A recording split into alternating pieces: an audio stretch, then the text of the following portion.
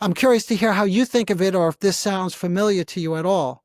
Very much so. Yeah, I think of guilt as unlike shame, I think of guilt as being a feeling that Hmm. is a driving feeling that motivates us to repair, fix, restore, any of those kind of, that direction.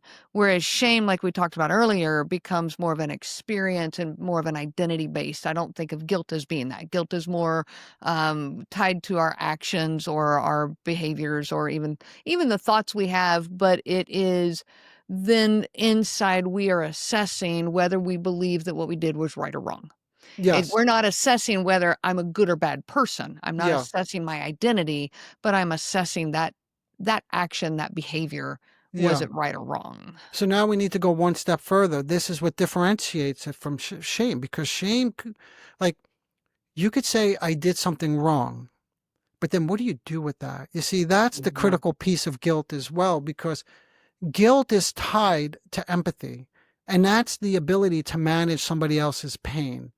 And like I mentioned, and you're saying, the desire to repair it. So Mhm. that's really, so you have to not just apologize, because plenty of people with these narcissistic traits they have no problem apologizing, but nothing changes.